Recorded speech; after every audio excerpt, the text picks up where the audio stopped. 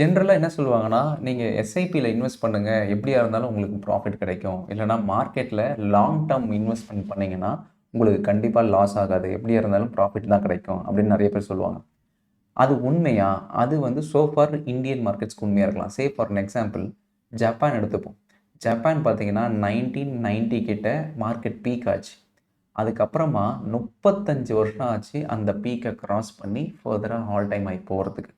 So ஒரு normal index Nifty மாரி ஒரு இண்டெக்ஸ் அதுவும் ஜப்பான் மாரி ஒரு கம்பெனி இந்தியாவை விட பெட்டர் கம்பெனி.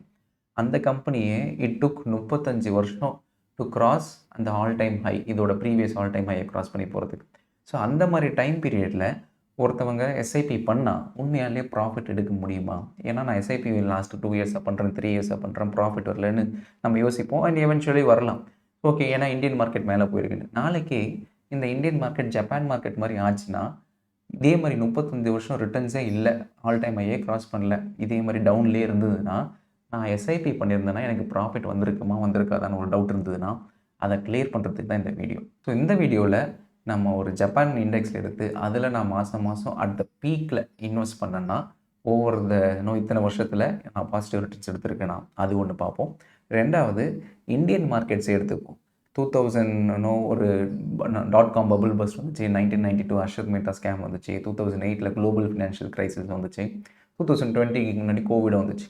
ஸோ இந்த எல்லா கிராஷுக்கு முன்னாடி மார்க்கெட் பீக்ல இருக்கும்போது நான் எஸ்ஐபி ஸ்டார்ட் பண்ணியிருந்தேன்னா, இப்போ நான் ப்ராஃபிட்டபிளா இருந்திருப்பேனா? அதுவும் நம்ம செக் பண்ணுவோம். ஸோ தட் ஓவர் த பீரியட்ல எஸ்ஐபி உண்மையாலேயே நமக்கு யூஸ்ஃபுல்லா இருக்கா? இல்லையான்றது நமக்கு தெரியும். இப்போ நீங்க பார்த்துட்டு இருக்கிறது தான் ஜப்பான் இண்டெக்ஸ். ஸோ ஓவரால் பீரியட்ல பார்த்தீங்கன்னா 1950ஸ்லேருந்து ஜப்பான் இண்டெக்ஸ் எங்கேயோ போயிருச்சு. ஸோ இந்த இடத்துல இருந்து ஆல்மோஸ்ட் 1990 வரைக்கும் பார்த்தீங்கன்னா 7,251% ஜப்பானோட எக்கனாமி வந்து சூப்பர் பபிள்ல இருந்தது. இந்த மாரி ஒரு பபிள் வந்து வேற எந்த கண்ட்ரியுமே அந்த டைம் வரைக்கும் பார்க்கல. அந்த டைம்ல தான் வந்து இந்த டொயோட்டோ, சோனி, ஹோண்டா இந்த மாரி பெரிய பெரிய கம்பெனிஸ்லாம் குளோபல் பிராண்ட் ஆயி, ஜப்பான் தான் வந்து சூப்பர் பவர் அப்படின்ற ரேஞ்சுக்கு போயிட்டு இருந்த டைம்ல அதுக்கப்புறமா தான் அந்த பபிள் பர்ஸ்ட் ஆச்சு. ஸோ சடனா நார்மல் நம்ம இந்தியன் மார்க்கெட்ஸ் மாரி நார்மலா இருக்கும்போதெல்லாம் அந்த பபிள் இல்ல. அது ஒரு எக்ஸ்ட்ரார்டினரி மூவ். அதுக்கப்புறம் தான் அது கிராஷ் ஆச்சு. அதனால தான் 35 வருஷம் ஆயிருக்கு. ஸோ ஓவராலா இந்த 1990ல கிராஷ் ஆனதுக்கு அப்புறமா பாருங்க, அங்கருந்து இது எந்த அளவுக்கு திருப்பி ஃபர்தரா கரெக்ஷன் கீழ வந்திருக்கு. ஸோ ஓவரால் பீரியடே இந்த கரெக்ஷன் பீரியடே பார்த்தீங்கன்னா, you will understand. I will show this. So இந்த இடத்துல இந்த பீக்லேருந்து கம்ப்ளீட்டா இந்த டவுன் வரைக்கும் பார்த்தீங்கன்னா, ஆல்மோஸ்ட் 80% கிட்ட மார்க்கெட் கிராஷ் ஆயிருக்கு ஜப்பான் மார்க்கெட். அதுவும் 1990லேருந்து 2008 அந்த பீரியட் குளோபல் ஃபினான்ஷியல் கிரைசிஸ்லாம் இருக்கு இல்லையா? அந்த டைம்லலாம் பார்த்தீங்கன்னா, மொத்தமா இதுக்கு முன்னாடி பார்த்த பீக்கோட 80% காலி. அதுக்கப்புறமா எத்தனை வருஷம் ஆயிருக்கு? இட் டுக் ஆல்மோஸ்ட் பார்த்தீங்கன்னா, ஸோ இந்த இடத்துலேருந்து 1990 இந்த இடத்துலேருந்து இந்த இடம் வரைக்கும். So almost 13,000 days. ஸோ கிட்டத்தட்ட ஒரு 35 வருஷம் ஆச்சு அந்த ஆல் டைம் ஹையை கிராஸ் பண்ணுறதுக்கு. இப்போ அந்த ஆல் டைம் ஹை கிராஸ் பண்ணிச்சு. அதனால இன்னும் ஃபர்தரா மார்க்கெட் அப்படியே பறக்குது ஜப்பான் மார்க்கெட். பட் ஜென்ரலா 35 வருஷம் ஒரு நோ ரிட்டர்ன்ஸ், 0 ரிட்டர்ன்ஸ் எந்த இன்வெஸ்டராலும் தாங்க முடியும்? கண்டிப்பா தாங்க முடியாது. லம்ப் சம் இன்வெஸ்டரா இருந்தா. பட் இந்த 35 வருஷமும் பரவாயில்லன்னு சொல்லி ஒருத்தர் எஸ்ஐபி போட்டுட்டே இருந்தாருன்னா, அவரால ப்ராஃபிட் எடுத்துக்க முடியுமா? முடியாதா? அதையும் செக் பண்ணணும். ஸோ இந்த சார்ட்ல மேல இருக்கிறது தான் ஜப்பான் இண்டெக்ஸ். அந்த ப்ளூ கலர் லைன் இருக்கு இல்லையா? இதுதான் ஜப்பான் இண்டெக்ஸ். கீழ இருக்கிறது வந்து இந்த எஸ்ஐபியோட ஓவரால் ரிட்டர்ன்ஸ். நான் 1990ல ரூ. 1000 போடுறேன். ஏன்னா அந்த டைம்ல ரூ. 1000 பெரிய விஷயம்னு வச்சுக்கோங்க. இப்ப இருக்கிற ரூ. 10,000 மாரி வச்சுப்போம். ஸோ ரூ. 1000 மாசம் மாசம் நான் போடுறேன்னா, ஓவர் இத்தனை வருஷத்துல எனக்கு பாசிட்டிவா தான் வந்திருக்கு. ஸோ ஆல்மோஸ்ட் பார்த்தீங்கன்னா, நான் 4.3 லேக்ஸ் கிட்ட டோட்டலா இன்வெஸ்ட் பண்ணியிருக்கிறேன். அதுல 13 லட்சத்துக்கிட்ட டோட்டலா ரிட்டர்ன்ஸ் வந்திருக்கு.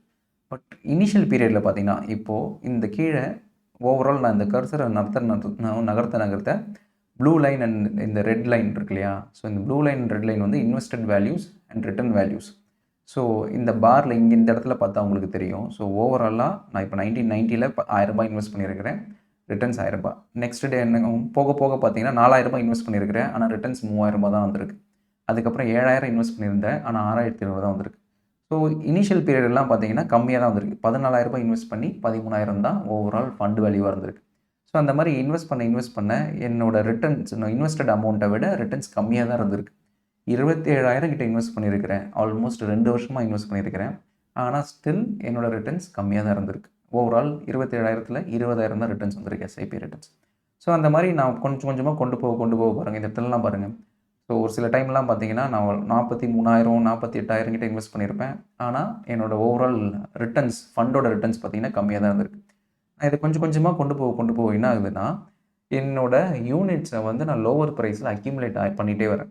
அதனால கொஞ்சம் கொஞ்சமா வந்து அது அப்ரிஷியேட் ஆக ஆரம்பிக்குது. ஸோ ஓவர் த பீரியட்ல நான் எந்த அளவுக்கு இன்வெஸ்ட் பண்ணியிருக்கனோ, அத விட என்னோட இன்வெஸ்டட் வேல்யூ கொஞ்சம் கொஞ்சமா க்ரோ ஆக ஆரம்பிக்குது. ஸோ இந்த இடத்துலலாம் பார்த்தீங்கன்னா, நான் இன்வெஸ்ட் பண்ணது ஆல்மோஸ்ட் நான் 2.39 கிட்ட இன்வெஸ்ட் பண்ணியிருக்கேன்.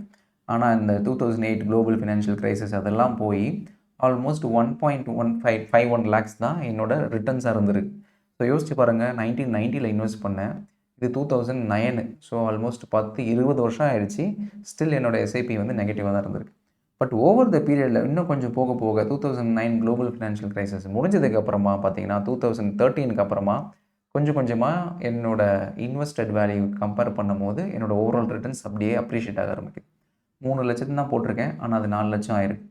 அதுக்கப்புறமா பார்த்தீங்கன்னா, இன்னும் ஆக்ஸலரேட் ஆகுது. ஏன்னா, இதுக்கப்புறமா அந்த ஒரு all time high break out ஆகி போகும்போது, நான் இவ்வளோ நாள் அக்யூமுலேட் பண்ண அந்த ஓவரால் யூனிட்ஸ் வந்து லோவர் பிரைஸ்ல அக்யூமுலேட் பண்ணியிருக்கிறேன். அதனால இப்போ என்னோட ஓவரால் இன்வெஸ்டட் வேல்யூ வந்து நான் இன்வெஸ்ட் பண்ணத விட அதிகமா இருக்கு. ஸோ இந்த ப்ளூ லைன் இங்க இருக்குன்னா, கிரீன் லைன் எந்த அளவுக்கு தள்ளி இருக்கோ, அந்த அளவுக்கு என்னோட இன்வெஸ்டட் வேல்யூ அப்ரிஷியேட் ஆயிருக்குன்னு அர்த்தம். ஸோ ஒரு 35 வருஷமா ஜப்பான் இண்டெக்ஸ் ஆல் டைம் ஹையை கிராஸ் பண்ணவே இல்ல. 0 ரிட்டர்ன்ஸ்ல இருந்திருக்கு. இருந்தாலுமே என்னோட எஸ்ஐபி பாசிட்டிவா இருந்ததுக்கு காரணம் என்னன்னா, அந்த ஓவர் த கம்ப்ளீட் டவுன் பீரியட்ல நான் யூனிட் அக்யூமுலேட் ஆகி, காம்பவுண்ட் ஆகி, இப்போ மார்க்கெட் மேல போகும்போது ரிட்டர்ன்ஸ் வந்து இன்னும் அதிகமாகுது. இன்னும் நெக்ஸ்ட் 2 to 3 இயர்ஸ் கொஞ்சம் மார்க்கெட் மேல போனாலே என்னோட ரிட்டர்ன்ஸ் பயங்கரமா இருக்கும். ஏன்னா, நான் யூனிட்ஸ் ரொம்ப கம்மி பிரைஸ்ல அக்யூமுலேட் பண்ணிட்டேன். இப்போ நிஃப்டில பார்ப்போம். 2008 ஜனவரியில நான் ஸ்டார்ட் பண்ணியிருக்கேன் SIP. Peak market all time ஹைல இருக்கு. குளோபல் ஃபினான்ஷியல் கிரைசிஸ்னா, ரிசெஷன்னா என்னன்னு யாருக்குமே தெரியாத டைம்ல மார்க்கெட் பீக்ல இருக்கும்போது இன்வெஸ்ட் பண்றேன். அதுக்கப்புறம் பார்த்தீங்கன்னா, மார்க்கெட் அப்படியே டிக்ளைன் ஆகுது. இந்த சார்ட்ட பார்த்தீங்கன்னாலும் தெரியும். மார்க்கெட் ஆல்மோஸ்ட் 60% டிக்ளைன் ஆயிருக்கு. பட் அந்த 60% பீரியட்லயுமே நான் இன்வெஸ்ட் பண்ணிட்டே தான் இருக்கேன். ஸோ 2008ல நான் பண்ணது இந்த இடத்துல பாருங்க உங்களுக்கு தெரியும். ஸோ மாசம் மாசம் நான் ரூ. 10,000 இன்வெஸ்ட் பண்றேன்னா, ஒரு 6 மாசத்துக்கு அப்புறமா பார்த்தீங்கன்னா, நான் ரூ. 60,000 இன்வெஸ்ட் பண்ணியிருக்கிறேன். ஆனா என்னோட ஓவரால் எஸ்ஐபி ரிட்டர்ன்ஸ் ரூ. 50,000 தான் வந்திருக்கு. இந்த ஓவரால் கிராஷ் ஆச்சு இல்லையா? அந்த பீரியட் ஆல்மோஸ்ட் டிசம்பர் 2008 நான் 1 வருஷம் எஸ்ஐபி பண்ணதுக்கு அப்புறமா மாசம் 10,000ன்ட்டு 1.2 லேக்ஸ் இன்வெஸ்ட் பண்ணியிருக்கிறேன். ஆனா என்னோட எஸ்ஐபி ரிட்டர்ன்ஸ் பார்த்தீங்கன்னா 88,000 தான் இருக்கு. இந்த டைம்ல தான் நெறைய பேர் தே வில் கிவ் அப். அடடா! இதுக்கு நான் எஃப்டில போட்டுருக்கலாம், ஆர்டில போட்டுருக்கலான்ட்டு. பட் இந்த பீரியட்லாம் வந்து நல்ல ஒரு யூனிட்ஸ நீங்க அக்யூமுலேட் பண்ணிட்டே இருப்பீங்க. ஏன்னா கம்மி பிரைஸ்ல இருக்கு. More number of units accumulate பண்ணுவீங்க. மார்க்கெட் கிராஷ் ஆனதுனால. எவென்ச்சுவலி மார்க்கெட் ரெக்கவர் ஆகறதுக்கு கொஞ்சம் கொஞ்சமா நெக்ஸ்ட் கப்புள் ஆஃப் இயர்ஸ்லலாம் பார்த்தீங்கன்னா, உங்களோட இன்வெஸ்டட் அமௌண்ட் தான் இந்த ப்ளூ லைன். பட் உங்களோட ரிட்டர்ன்ஸ் பார்த்தீங்கன்னா, இந்த கிரீன் லைன். ஸோ எவ்வளோக்கு எவ்வளோ நம்ம டைம் குடுக்குறோமோ, அவ்வளோக்கு அவ்வளோ உங்களோட அந்த ப்ளூ லைன்லேருந்து அந்த கிரீன் லைன் ரொம்ப தள்ளி போகும். ஸோ மார்க்கெட் அப்ரிஷியேட் ஆக எக்ஸார்பிட்டன்ட்டா எங்கேயோ ரிட்டர்ன்ஸ் கொண்டு போய் குடுத்துரும். பட் நமக்கான ஒரே விஷயம் பேஷன்ஸா இருந்துகிட்டு அந்த எஸ்ஐபிய கன்டின்யூ பண்ணிட்டே போணும். ஓவர் த பீரியட்ல 21 லேக்ஸ் கிட்ட நான் இன்வெஸ்ட் பண்ணியிருக்கிறேன். ஆனா என்னோட ஓவரால் ரிட்டர்ன்ஸ் பார்த்தீங்கன்னா, எஸ்ஐபி ரிட்டர்ன்ஸ் 68 லேக்ஸ். ஸோ இத நான் எதுவுமே பண்ணல. மார்க்கெட் டைமிங் பண்ணல, மார்க்கெட் ஸ்டடி பண்ணல, எதுவுமே பண்ணல. ஜப்பான் இண்டெக்ஸ கம்பேர் பண்ணும்போது நான் அதே தான் பண்ணிட்டு இருக்கேன். இந்தியன் இண்டெக்ஸ் கம்பேர் பண்ணும்போது அதே தான் பண்ணிட்டு இருக்கேன். இன்ஃபாக்ட் நான் பீக்லயே இன்வெஸ்ட் பண்ணியிருந்தா கூட, இனிஷியல் பீரியட்ல இட் டேக்ஸ் டைம் உங்களோட இன்வெஸ்டட் வேல்யூவோட உங்களோட ஃபண்ட் வேல்யூ பாசிட்டிவ் வர்றதுக்கு. But if you keep doing it over the பீரியட்ல அது அப்படியே அக்யூமுலேட் ஆகி ரிட்டர்ன்ஸ் அதிகமாகும். இன்கேஸ் இல்ல மார்க்கெட் கிராஷ் ஆயிடுச்சு, நான் இன்வெஸ்ட் பண்ண விரும்பலன்னு நீங்க அந்த டைம்ல எஸ்ஐபி ஸ்டார்ட் பண்ணியிருந்தீங்கன்னா, யூனிட்ஸ் அக்யூமுலேட் பண்ணியிருக்க மாட்டீங்க. இந்த அளவுக்கு உங்களோட வெல்த் குரோ ஆயிருக்காது. நம்ம மார்க்கெட்டு ஜப்பான் மார்க்கெட் மாரி ஆயிடுச்சுன்னா, எஸ்ஐபி ரிட்டர்ன்ஸ் நெகட்டிவா போயிருமோன்னு உங்களுக்கு ஒரு பயம் இருந்ததுன்னா, இந்த வீடியோ அந்த பயத்த கிளியர் பண்ணியிருக்கும். So no matter what as long as அந்த ஒரு ரிட்டர்ன்ஸோ இல்ல அந்த ஒரு எஸ்ஐபியோ நீங்க லாங்கர் பீரியட கன்டின்யூ பண்ணி போயிட்டே இருக்கிற வரைக்கும் உங்களோட வெல்த் கண்டிப்பா அக்யூமுலேட் ஆகும். This is what I want to convey. இப்போ எக்ஸ்பிளைன் பண்ணதுல ஏதாவது டவுட்ஸ்னா கமெண்ட்ஸ்ல மென்ஷன் பண்ணுங்க. நான் ரெஸ்பாண்ட்